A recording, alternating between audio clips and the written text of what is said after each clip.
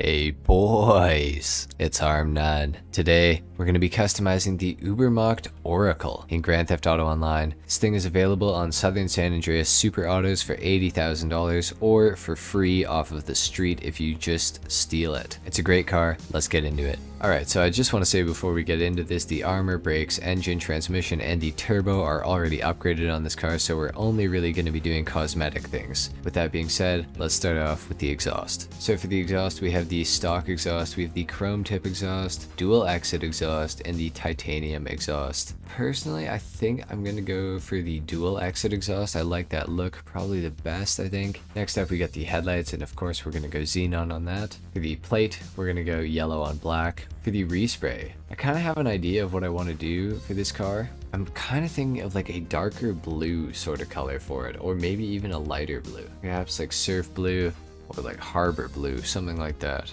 Maybe a mariner blue. Mariner blue looks pretty good actually. You know what? Let's go for mariner blue.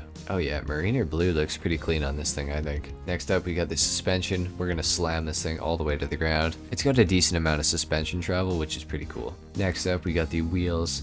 I think I'm gonna go for my favorite rims, which are the concave mega mesh in the street category. I think they look really good with this car. I think they complement it pretty well. For the wheel color, normally I would go with a black on this, but I think the black is a little bit too played out. I think I'm actually gonna go for a stone silver instead. I like that look a lot. I've been doing this on a lot of my cars recently, so I'm kind of liking it. Tire design, we could add one if we wanted to. I'm not going to because this isn't really a race car or anything like that, so it doesn't really fit too well in my opinion. Last but not least, for the windows, let's tint those all the way out. This thing is pretty much done, I think. Let's take it down to the ground. We're going to do a sound test and a review.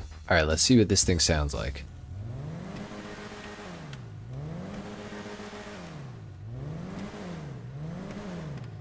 Honestly, it's a little bit underwhelming, I won't lie, but for a car that only costs $80,000, honestly, it's not really something to complain about in my opinion.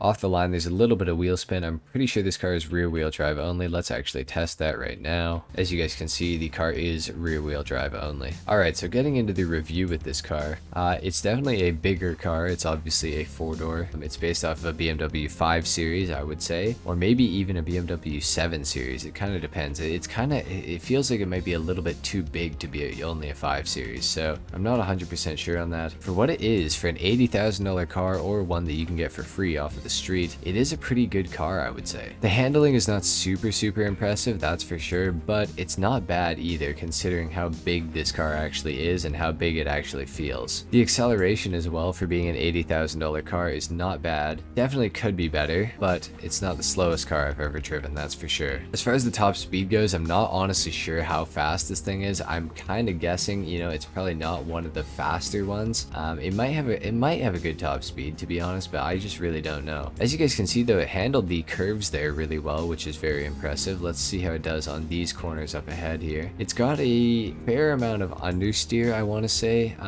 It's also got some oversteer if you start getting the tail loose, which, you know, I appreciate. I think that this car handles, you know, considerably well for how big of a vehicle that it actually is. Would I like it to handle better? Yes, absolutely. But is it the worst thing ever? No, it's not. Definitely not. This thing could handle way worse than it actually does right now. The suspension upgrades that you can do to this thing definitely will improve the handling of the car, I would say.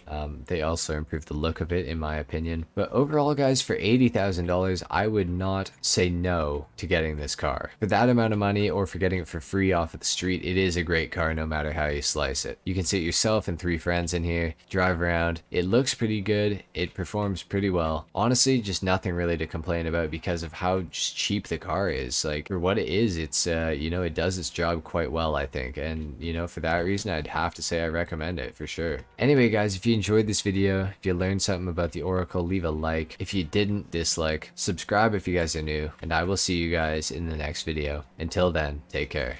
Peace.